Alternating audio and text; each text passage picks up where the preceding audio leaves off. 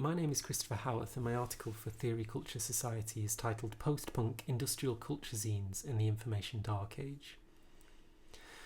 The media storm around the 2016 US election turned critical attention sharply towards the internet and its role in political communication. For some media scholars, there was a great irony to the fact that a technology that had been sold on the basis of its capacity to enhance democracy appeared to be bringing about democracy's twilight. Yet this narrative of a turnaround in fortunes of the web, from early cyberculture to the 2010s, contrasted with another that emerged at the same time and that emphasised the parallels. In 2018, for instance, the pseudonymous avatar Wu Ming of the Italian new media prankster group Luther Blissett speculated on Twitter that the people behind the QAnon conspiracy that was stealing headlines may have been reading Luther Blissett's collectively authored novel Q from 1999. And that far from being a right-wing conspiracy, QAnon might be a radical left prank intended to troll the alt-right.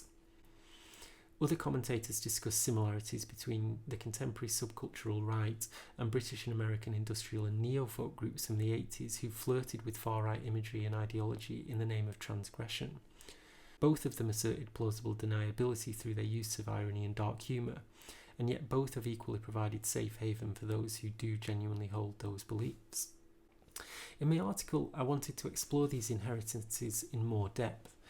Essentially, I ask whether alternative and under-examined ideologies of old subcultural media exist that can help illuminate new subcultural media.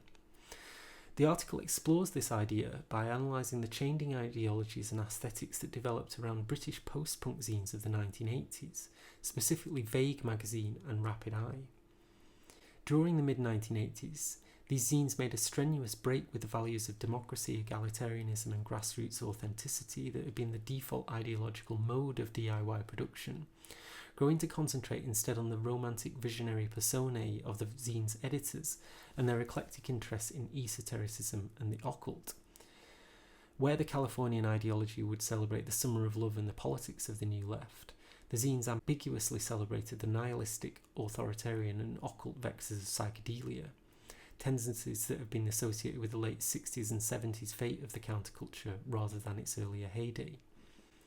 Each of the zines I examine had a formative influence on the Cybernetic Culture Research Unit, an influential group of cyber theorists from the 1990s who returned to attention in 2016 thanks to the influence on factions of the US alt-right of their leading figure, the far-right philosopher Nick Land.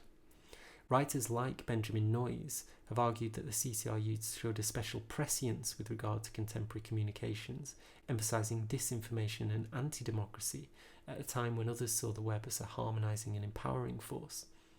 Thus the article leans on the CCRU as a hinge point between past and present, as carrying older subcultural ideas about media to the web, and in turn being carried forward to the online political subcultures of today. Yet I do not argue that we should see this inheritance as a matter of straightforward historical succession, but rather in terms of grammars of media that recur in different times and contexts.